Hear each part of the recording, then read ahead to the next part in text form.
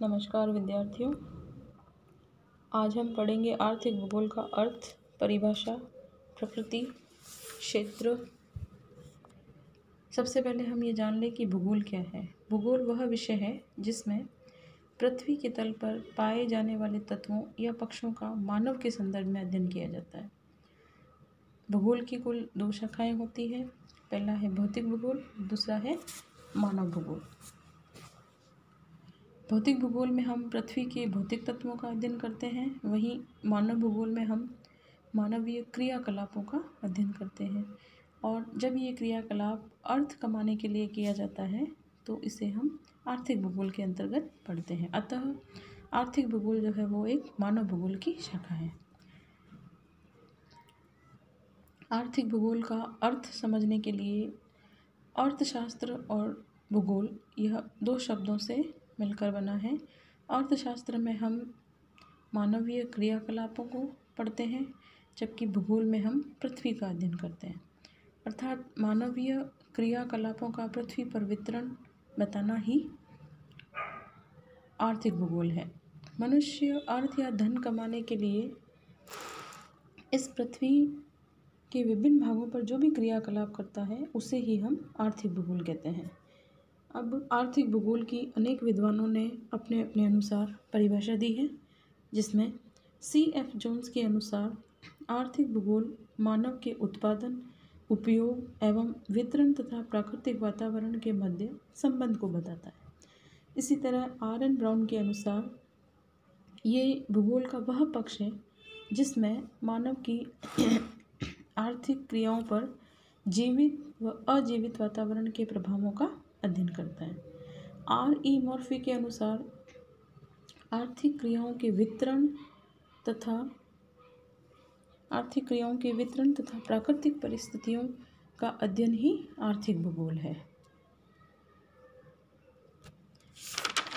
अब next topic है हमारा आर्थिक भूगोल की प्रकृति। आर्थिक भूगोल में स्थानीय, प्रादेशिक, राष्ट्रीय एवं विश्व स्तर की आर्थिक गतिविधियों का अध्ययन किया जाता है तथा यह अध्ययन निम्न बिंदुओं के अंतर्गत कर सकते हैं, जैसे संसाधन भूगोल, जिसमें कौन कौन से संसाधन हैं ये पता लगाया जाता है।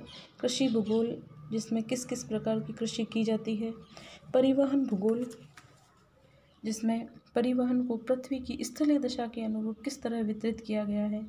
साथ ही पशु संसाधन और वन संसाधन में अंतर स्पष्ट करना ही आर्थिक भूगोल की प्रकृति के अंतर्गत आता है। अब नेक्स्ट है आर्थिक भूगोल का क्षेत्र। आर्थिक भूगोल के क्षेत्र के अंतर्गत इसके अंतर्गत हम क्या क्या बिंदु सम्मिलित कर सकते हैं, तो कुल मिलाकर 3 बिंदु हैं जिसको हम क्षेत्र में सम्मिलित करते हैं। पहला है प्राकृतिक संसाधन, दूसरा है मनुष्य और तीसरा है आर्थिक क्रियाएं। प्राकृतिक संसाधन आर्थिक भूगोल का सबसे महत्वपूर्ण तत्व है। अतः प्राकृतिक संसाधनों की अवस्थिति, वहाँ की जलवायु कैसी है, वहाँ की मिट्टी कैसी है, जल स्रोत कैसे हैं, ये सभी तत्व जो हैं वो वहाँ के क्षेत्र के आर्थिक भूगोल को परिपक्व बनाते हैं। इसी तरह दूसरा बिंदु है मनुष्य।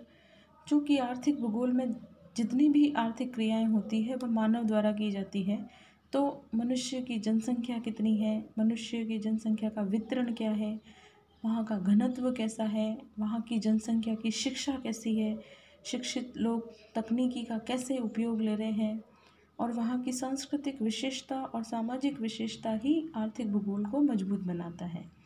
इसी तरह तीसरा हमारा पॉइंट है आर्थिक क्रियाएं, जिसके अंतर्गत वस्तुओं का उत्पादन, उनका विनिमय, उनका वितरण करना, वहाँ उस क्षेत्र में कृषि कैसी है, उद्योग कैसे हैं, और विभिन्न सेवाएं जैसे शिक्षा और चिकित्सा, ये सभी सेवाएं भी आर्थिक भूगोल की तीसरे बिंदु आर्थिक क्रिया के अंतर्गत आते हैं। निष्कर्ष रूप में हम कह सकते हैं कि आर्थिक भूगोल जो है वह मुख्य रूप से 5 सवालों का जवाब देता है, और वो है आर्थिक क्रियाएं किस प्रकार की जाती है, पहला। दूसरा है आर्थिक क्रियाएं कहाँ की जाती है। तीसरा है आर्थिक क्रियाएं क्यों की जाती है। चौथा है आर्थिक क्रियाएं कब की जाती है। और पाँचवा है आर्थिक क्रियाएं कैसे की जाती है।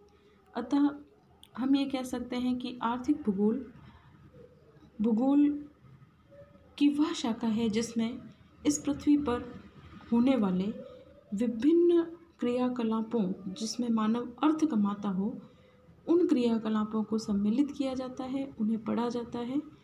यही आर्थिक भूगोल है। धन्यवाद विद्यार्थी।